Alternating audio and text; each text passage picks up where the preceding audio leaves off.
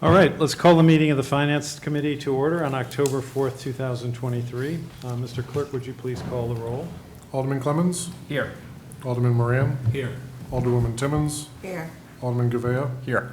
Alderman Camo is here. Alderman Clee? Here. Mayor Dodges. Here, and we've also got Alderman Tebow. All right,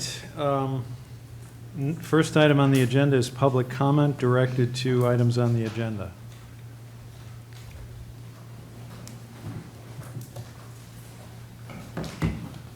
Lori Ortolano, 41 Berkeley Street. Thank you to the Finance Committee for putting the comprehensive report on the agenda so we can have this discussion tonight. I'd like to make you aware that I know, Mr. Mayor, you were not happy with my comments at the board meeting and claimed that I made a lot of factual errors, but one of my comments was that this report was not available.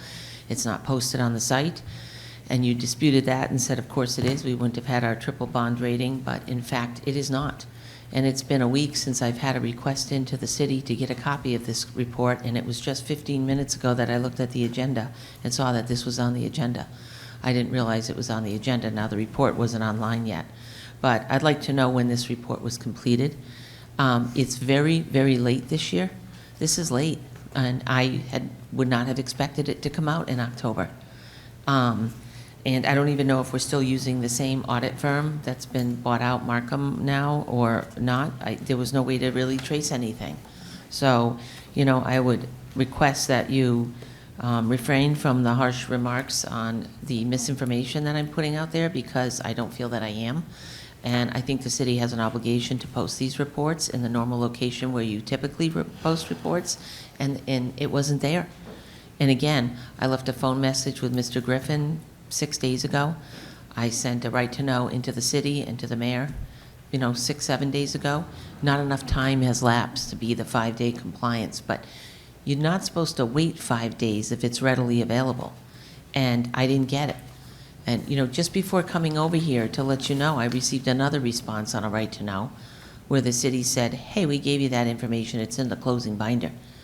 Turns out it's all redacted in my binder, and it was never given to me. And I have to point that out to them. So I'm very happy that you're doing it tonight. I'd like to know when it was completed and what the delay was in not having this be available. And how did we get our triple bond rating when we didn't have our FY 2022 report done? What were the stipulations used in that report? Was it 2021 data? Thank you.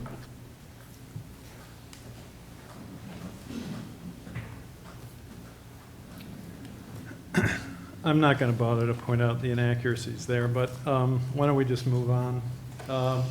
Communications. First communication is Amy Gerard. Oh, sorry. We have the presentation on the audit. Could the CFO Griffin and the auditor please come forward to give your report?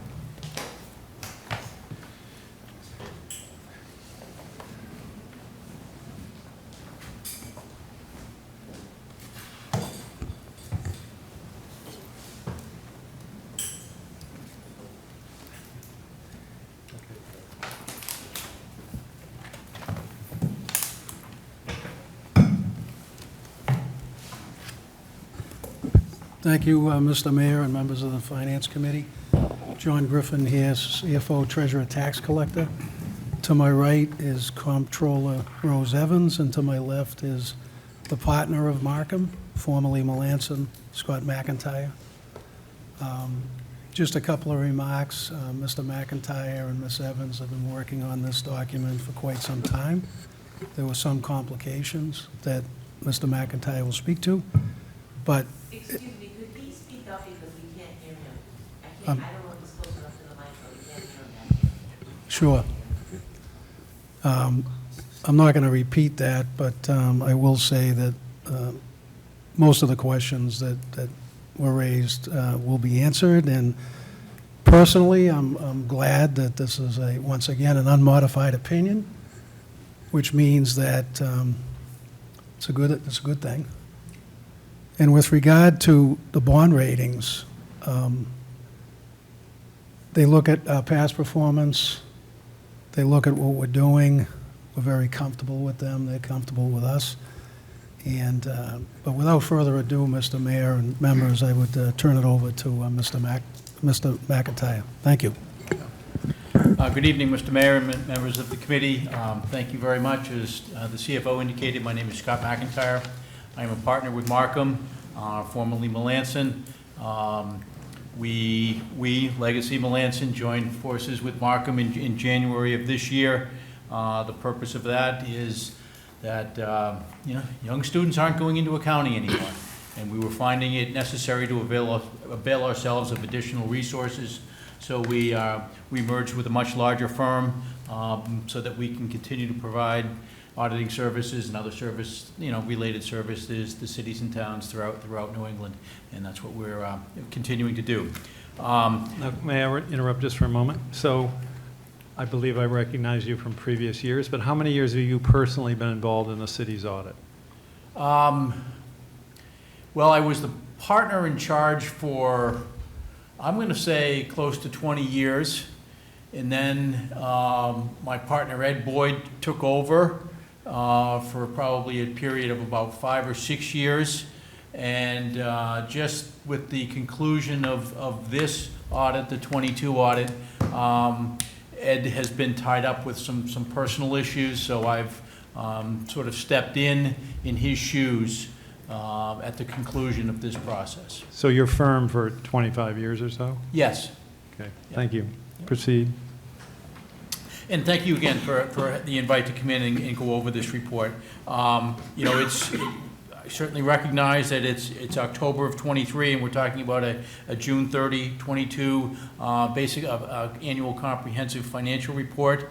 A couple of things that led to that were the predominant thing was the implementation of a new accounting standard that the city of Nashua, I will say, struggled with, as most governments in the state of New Hampshire and throughout New England and the country did. It was a statement called GASB, or the Governmental Accounting Standards Board Statement number 87. It dealt with leases. And quite honestly, I viewed it as a sleeper standard. It was, honestly about 50 paragraphs long, but it was a very comprehensive process for cities and towns to go through and compile all of their leases. Now, I'm not really talking about copier leases and things like that, because that's pretty, standard stuff, but more along the lines of cell phone towers and things like that previously weren't required to be put into your annual comprehensive financial report. Now all of a sudden they were. So files had to be gone through from many, many years ago to the inception of those leases in order to get the accounting right. We obtained that information in the very first part of August. We concluded our audit work shortly thereafter. I freely admit that over the last several weeks, we, the firm, Markham, we're in the process of pulling this document together from many different sources. None of the numbers are going to change, but it is not perfect yet, meaning there are some serious font issues. If you were to look on page 25 and 31, you would see some things that, again, the numbers aren't going to change, but the font needs some perfection. It needs some time and attention. But I appreciate the opportunity to come in here tonight with this document. Again, we don't expect any of these numbers to change. When you get the final product, it will just look a lot more professional than this does right now. If I could ask you to turn your attention, I'm going to try to limit the page numbers that we go to tonight, but it really is important that we start on page 16. As I think the CFO indicated, page 16 is the start of what we call our independent auditor's report. Everything else other than page 16, 17, and 18 in this document belongs to the city of Nashua. Those three pages that I referenced, they're what belongs to our firm. And it's our independent auditor's report. If you're an astute reader, and you may notice if you've looked at this opinion in the past, it looks different, but it really says nothing different. As the CFO indicated, it is a clean or an unmodified opinion. In prior years, it used to start by telling you, the reader, what we did, and then concluded with our opinion that said, in our opinion, your financial statements are materially fairly presented in accordance with GAAP. Well, auditing standards changed, and as a result, this report changed. Now it starts with our opinion and says that, in our opinion, your financial statements are materially fairly presented. And then towards the bottom, it tells you the standards that we followed to reach the conclusion that we did. Again, it may look different, and it does look different, but the result is still the same, a clean or an unmodified opinion, which indicates that we believe that based on the audit work we've done, your financial statements are in accordance with generally accepted accounting principles. Following that on page 20 through 32 is management's discussion and analysis. It's a great resource to go back to at a later point in time to understand why certain key account balances have changed. That takes us to page 33. And I'm going to get to a general fund balance sheet in a minute, but I think as we've learned over time in addressing boards of aldermen and committees like this, that it's necessary to talk about your long-term perspective balance sheet. Only going to say a couple of words here. Before I get into the long-term perspective, I'll remind everybody that there are essentially two sets of financial statements in here, both a long-term perspective and a short-term perspective. That doesn't mean the city has two sets of books. I learned to say that a long time ago. You have one set of books, and some of them are presented on the long-term basis, and some are presented on the short-term, or what is known as the modified accrual basis. So on page 33, this again is your long-term balance sheet. Technically, it's called the statement of net position. I just want to focus for a quick minute in that first column of numbers titled your governmental activities. And if you look a couple of inches up from the bottom, you see a number of liabilities there. In particular, it's your net and total OPEB liability, and it's your net pension liability with the state of New Hampshire retirement system, and it's the net pension liability with the Board of Public Works. We just don't think that any audit communication like this is complete unless these key account balances are at least brought up. We understand that these liabilities are on a funding schedule, meaning the present format with the state of New Hampshire contributory retirement system is that in 17 years, the system is expected to be fully funded. That 17 years to be fully funded does precede the results of operation, their investment returns is what I meant to say, through calendar 22, so that could change. But right now, while these liabilities are significant, it's to put them in perspective, it's important for the reader to understand that there is a funding schedule, and right now the present funding schedule would have this liability amortized down to zero in about 17 years if you keep doing what you're doing. I just wanted to add that perspective, but again, it's important that readers understand that these liabilities exist, not just here in the city of Nashua, every city and town in the state of New Hampshire, and basically across the country have both a pension liability and a net OPEB, OPEB standing for other post-employment benefits. There are some that have pension assets, but the vast majority of communities do have pension liabilities. So I can,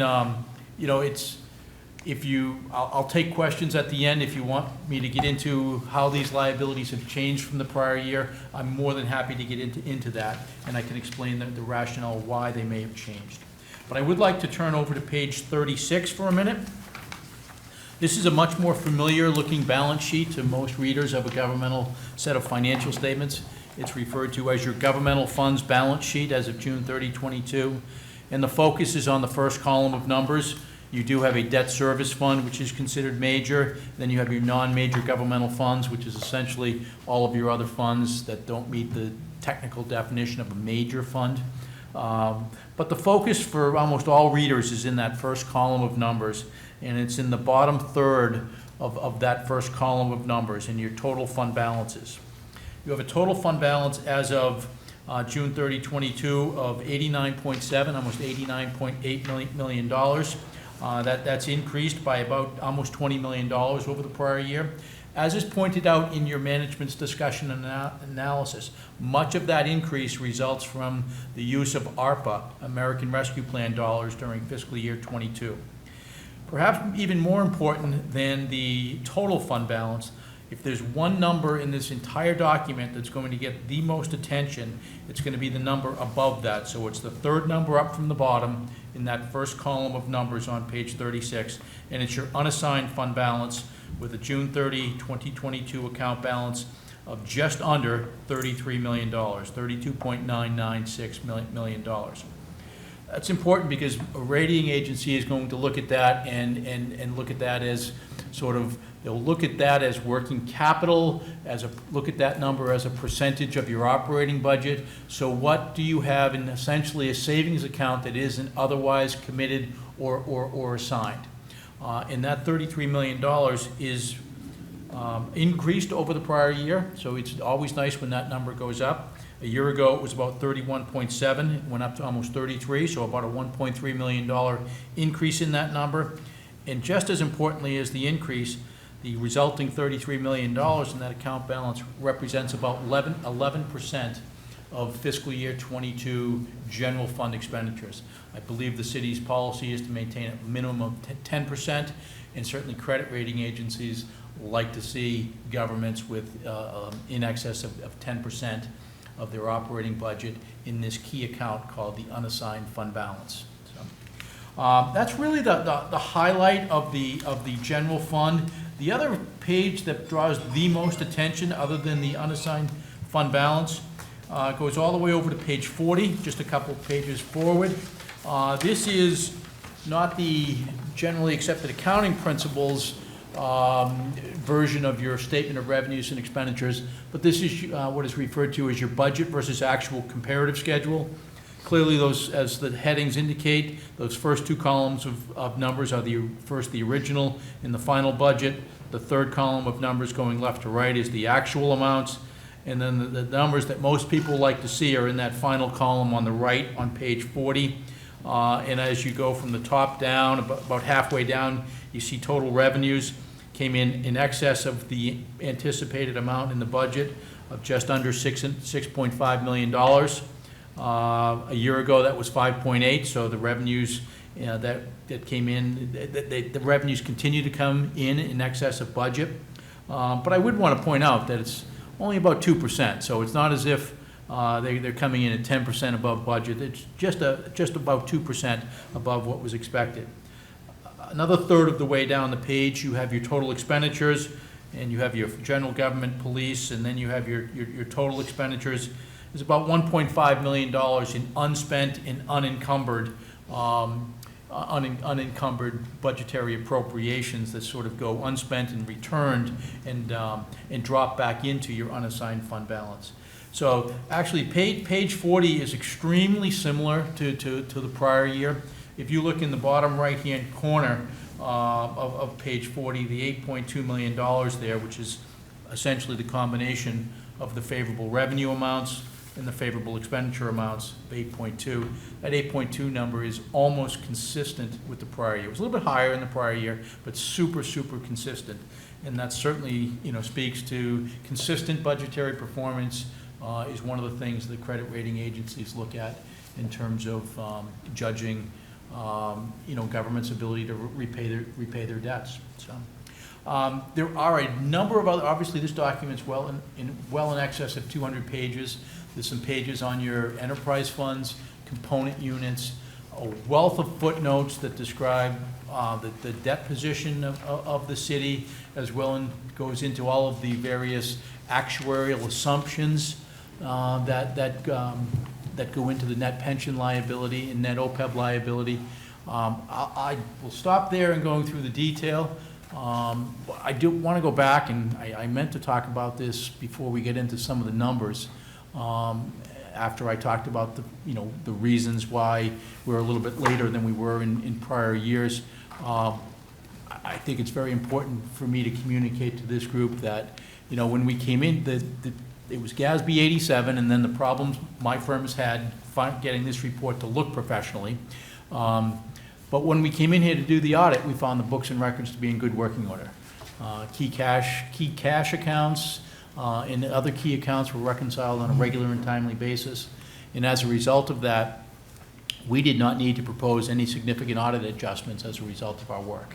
And that's really a required communication, as well as I'm required to communicate to you the fact that we did not identify any significant deficiencies or material weaknesses.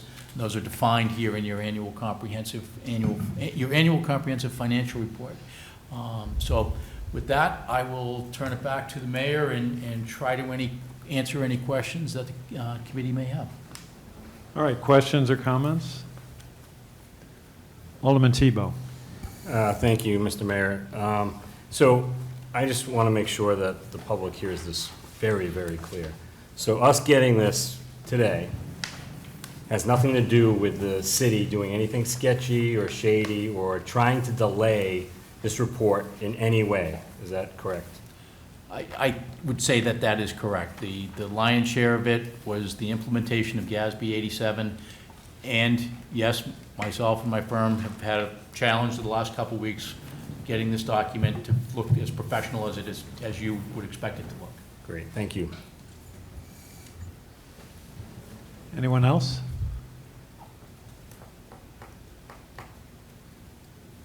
All right, well, thank you very much, and we appreciate your work year after year. Thank you, Mr. Mayor. Thank you, members of the committee. Thank you.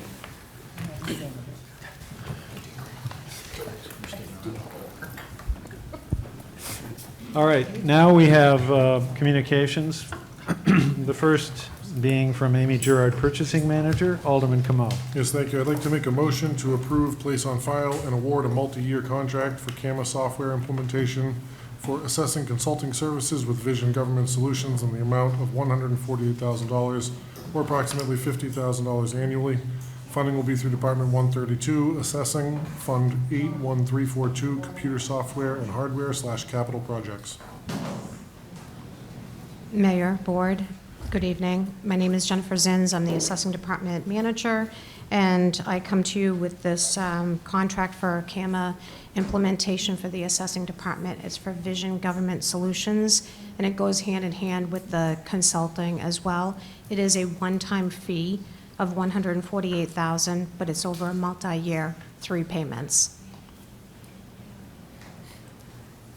Anyone? All those in favor of the motion say aye. Aye. Opposed? Motion passes. Thank you. Thank you. Next communication from Amy Gerard, Purchasing Manager, Alderman Camo. Yes, thank you. I'd like to make a motion to approve, place on file, and award a contract for professional services related to the Nashua Downtown Riverfront Implementation Project for the structural design of the substation screening structure and performance pavilion of the Riverfront Project with Thornton Tomasetti in the amount of $106,500. Funding will be through Department 183, Economic Development, Fund 53107, Architect and Engineering Services / General Fund. Ms. DeRoche? Yeah, Amy DeRoche, Economic Development Project Manager. Thornton Tomasetti will be added to our group for the Riverfront Project. They will be taking on the structural engineering for the Performance Pavilion in Renaissance Park, and they will be handling the structural engineering for the substation screening around the Eversource substation. Anyone? All those in favor of the motion say aye. Aye. Motion passes. Next communication from Amy Gerard, Purchasing Manager, Alderman Camo. Yes, thank you. I'd like to make a motion to approve, place on file, and award a contract with construction, or for construction of the dry well upgrade project with Northeast Earth Mechanics LLC of Pittsfield, New Hampshire, in an amount not to exceed $6,181,612.50. Funding will be through Department 169 Wastewater, Fund 54210, Construction Services / SRF Loan. And Mr. Boucher is here. Yes, good evening, Dave Boucher, wastewater superintendent. This is for the dry well upgrade project, which entails the replacement of sewer piping and valves at the wastewater facility. These pipes reside in our main building. We had preliminary pipe testing done, as well as investigations in our valves at the wastewater facility. They're showing signs of corrosion. They're due for replacement. They were constructed in 1972. The pipe sizing ranges between 36-inch and 42-inch. These pipes take 50 million gallons, up to 50 million gallons of sewage from the city, and carry it up 2 stories up to ground level. So as this piping needs to be replaced. The 36-inch pipe will be replaced. The 42-inch pipe, which is buried, is going to be relined. Also part of this project is bypassing this building. So piping has to be constructed to bypass all this flow up to 50 million gallons around the building and into our tanks for treatment while this project is going on. We put this out to bid, as was mentioned, and Northeast Mechanics was the low bid. I know we had a review of qualifications, check references, and they were recommended to be awarded the contract. I'd be happy to take any questions. Questions from anyone? All those in favor of the motion say aye. Aye. Motion passes. Next communication from Amy Gerard, Purchasing Manager. Alderman Camo. Yes, thank you. I'd like to make a motion to approve, place on file, and award a contract for construction administration services for the dry well upgrades project with Wright Pierce of Thompson, Maine, in an amount not to exceed $601,000. Funding will be through Department 169 Wastewater, Fund 53107, Architect and Engineering Services / SRF loan. Mr. Boucher. Dave Boucher, wastewater superintendent. Wright Pierce has been the engineer working with us. They were with us during the preliminary design of this project through the investigation of the pipe quality. And this is for the oversight during the construction, which is estimated to estimated to last at least a year. So they've been fully involved. We work well with them, and we'd like to use them to do the construction oversight during this process. I'd be happy to answer any questions on that. Any questions? All those in favor of the motion say aye. Aye. Motion passes. Next communication from Amy Gerard, Purchasing Manager. Alderman Camo. Yes, thank you. I'd like to make a motion to approve, place on file, and award a contract for the lime silo removal project with R.H. White Construction Company Incorporated in the amount of $65,000. Funding will be through Department 169 Wastewater, Fund 81700, Infrastructure Improvements / Wastewater Fund. Mr. Boucher. Thank you, Mayor. Dave Boucher, wastewater superintendent. So this is an old piece of technology at the wastewater facility. It's a lime silo. It's 31 feet high, 12 feet across. It sits on concrete pedestals, and it's kind of really close to our main building. It's seen a lot of age over the year. It hasn't been used since the 70s and 80s. And there's some degradation to the tank and to the concrete pillars that hold it up. We'd like to remove this before it does fall and damage anything.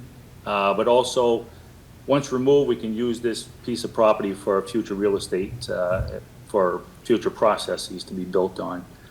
We did put it out to bid. We sent it out to several contractors. R.H. White, fortunately, was the only contractor that bid, but we think their price is reasonable based on some estimates that we had. And we'd like to use them to remove this slime silo. I'd be happy to answer any questions. Anyone? All those in favor of the motion say aye. Aye. Motion passes. Next communication, thank you, Mr. Boucher, from Amy Gerard, Purchasing Manager. Alderman Camo. Yes, thank you. I'd like to make a motion to approve the purchase of a 2023 Massey Ferguson MF6713 tractor from Big Boy Toys LLC in the amount of $132,554. Funding will be through Department 177 Parks and Recreation, Fund 81500, Vehicles / Surf. Mr. Conan. Good evening, everyone. Brian Conant, Superintendent of Parks and Recreation. This is a scheduled vehicle replacement for vehicle ID 551. This tractor is heavily used for roadside mowing and hazardous tree removal along the roadways. We could also utilize this to rototill the garden at Greeley Park, do some cultural practices throughout our parks, and use it for fall leaf cleanups. We are trading in 541, excuse me. So there is, you can see that in here as well. I'd be happy to answer any questions if there are any. Anyone? All those in favor of the motion say aye. Aye. Motion passes.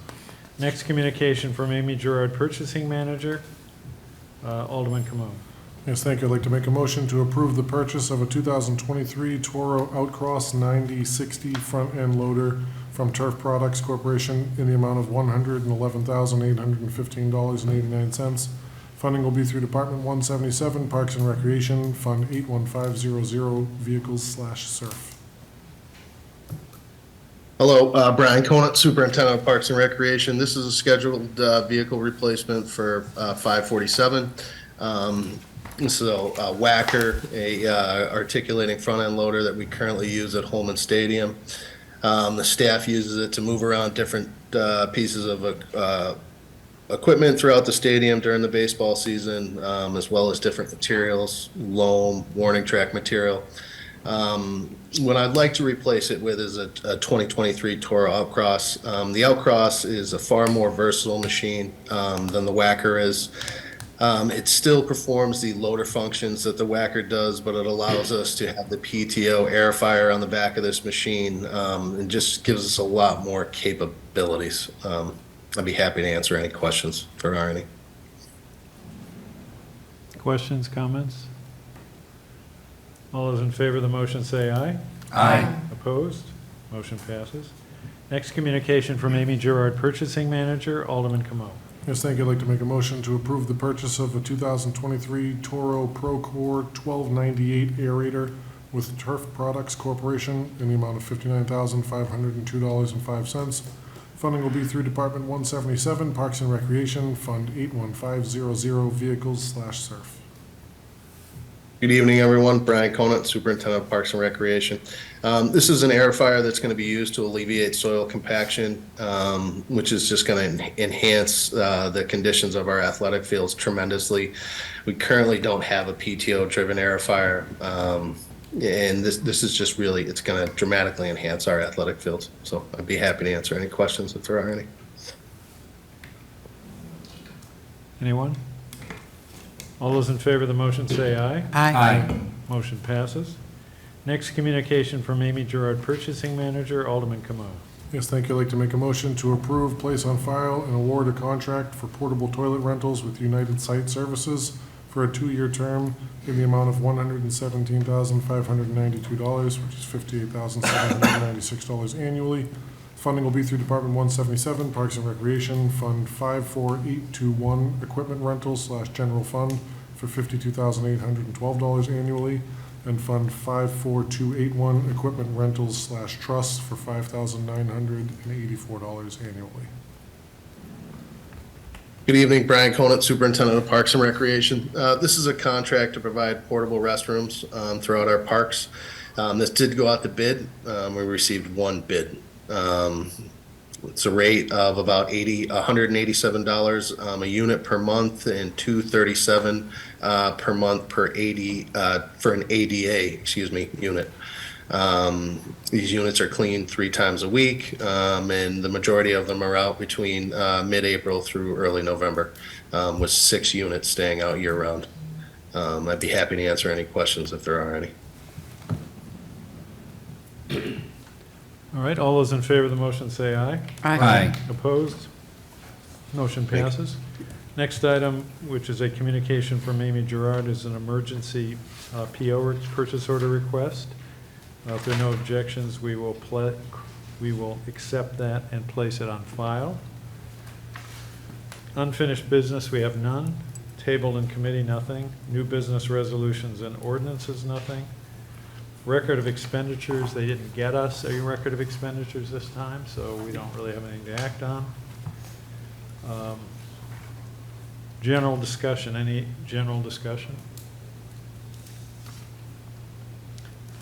Public comment, any member of the public wish to address the Finance Committee?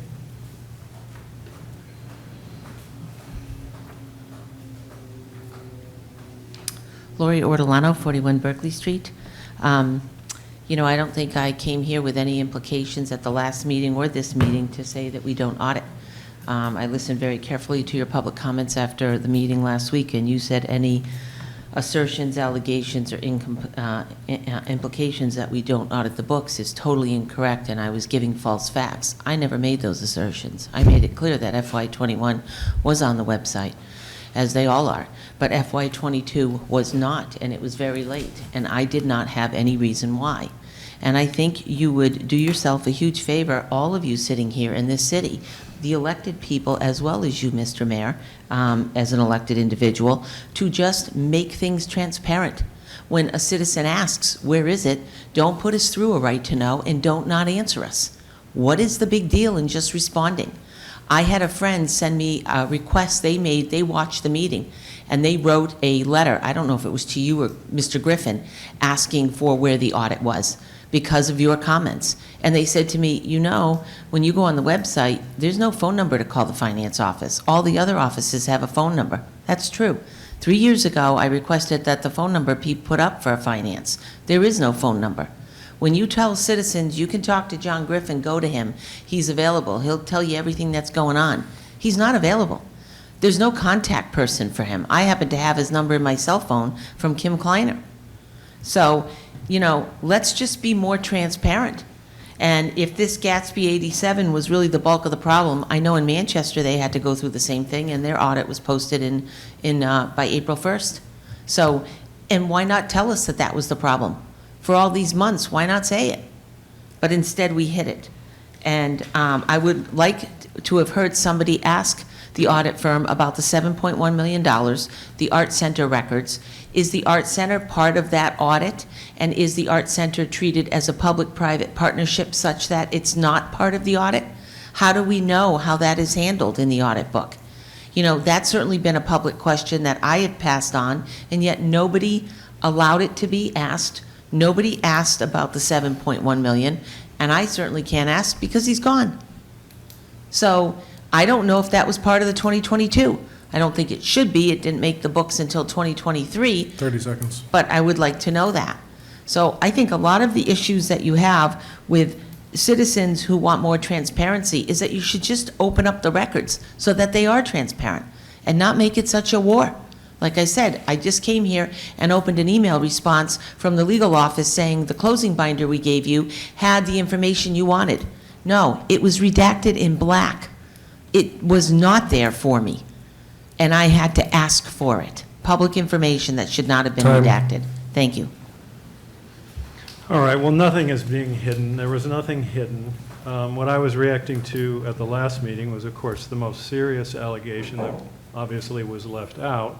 Quote, that is a case of financial fraud. Now, where I come from, the term fraud is a very serious allegation. So I deny fraud. I denied it then. I denied it now. There is no basis whatsoever to have alleged fraud. Next item on the agenda is remarks by Alderman. Alderman Khalid. Well, once again, comments made and comments left. First, to correct the record, finance numbers are there. If you look at their page, perhaps it's not under Mr. Griffin's face, but you'll see more information when you click on that and go to the bottom. There's a whole staff directory you can pull up, and every number from finance, from financial services to accounts payable to financial accounting reporting to national wastewater to property taxes to tax collections, wastewater to traffic violations to treasurer to wastewater billing are there, as well as every other department and section. So there is a staff directory right online on the city's webpage. So once again, it was a misstatement. Probably did not look a little as hard as she wanted. She wanted in a particular location and it wasn't there. We might be able to correct that, but we do have a staff directory with everything there, and you can access it from that page. I would assume any documents that are redacted for a reason, but I will leave it that way. And while there was no apology, just more accusations, I think an apology is due to you, Mr. Mayor. So thank you. Alderman Tebow. Thank you, Mr. Mayor. I mean, the comments that are being made are myths, and they're like Greek myths. They're not true. They're just not true. Here's the audit. They explained why the audit was late. If there was financial fraud, then the audit's it's being done by an outside party. It's not being done by our own staff. People who believe that is true are on the wrong side of history. It's just not accurate. And I'm sorry.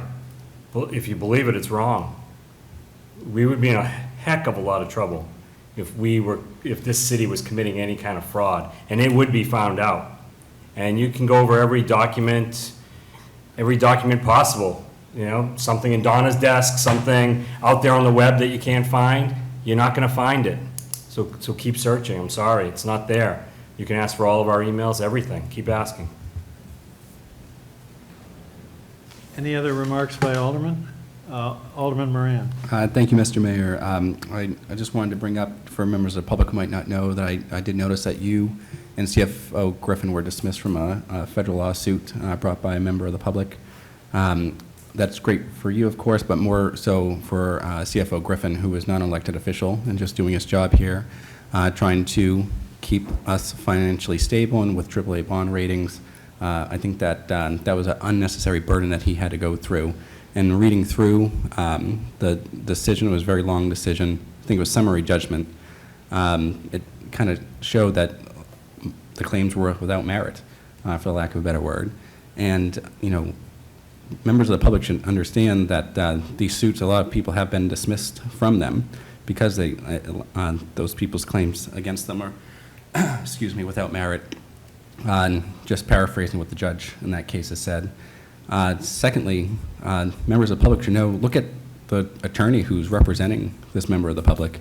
This is someone who's represented a member of the Cocaine Boys, a drug trafficker, who's selling cocaine to kids and Xanax and Lowell and come up here to New Hampshire and trying to distribute it as well. So you have to be mindful of what type of attorney is taking this type of case to waste tax dollars of the hardworking people of the city. So just be mindful. That's a fact. It's a public record, and people can look for it. And if you want to know where I found it, you just go down to the courthouse and Google Cocaine Boys or find out who it is, and you'll get the access and who's representing who. And thank you. So just so that it's clear, this was a lawsuit in which still exists against the city and some other people, but has been, many claims have been dismissed, in which the plaintiff is seeking $2 million from the taxpayers of Nashua. And so yes, Attorney Mr. Griffin and I were dismissed. The case against the 2 police officers was 8 of the 10 counts were dismissed before they even start the case. So yeah, there are a lot of claims that lack merit, and it is costing the city a lot of money to get all these things dismissed. But of course, given that $2 million is being sought, we have no choice but to defend. Yes, Alderman Clee. Alderwoman Clee. Mr. Chairman, thank you for letting me have a second bite at this apple. I'm very cautious about my words here because we know that this person will go back, read, and then will be barraged by comments. But I want the public to know that many of these comments are politically intended. To harm you, to harm other officials that are running. This was the first time that I remember that we had a unanimous vote on the budget. All members that were here voted for this budget, yet the budget is being attacked. A lot of the members here are running for political office, and I pray that this does not hurt them. It was a good budget. The person who is speaking out the loudest was one of the first people to make a contribution to your opponent, Mr. Mayor. And I think the public should also know that. And that is public record, that anybody can look it up. It's not something that I know in secret and so on. So I think every bit of information that comes out from these people should be taken with that grain of salt, meaning that it is a political intent, not just to help the public understand. So thank you, Mr. Mayor. Any other comments? All right. That was remarks by Alderman. Oh, I think we now are to Alderwoman Clee. Thank you, Mr. Mayor. At this time, I'd like to call the finance meeting adjourned, or to adjournment. Motion to adjourn. Motion All to those in adjourn. favor say aye. Aye. Opposed? Motion passes. 7:44.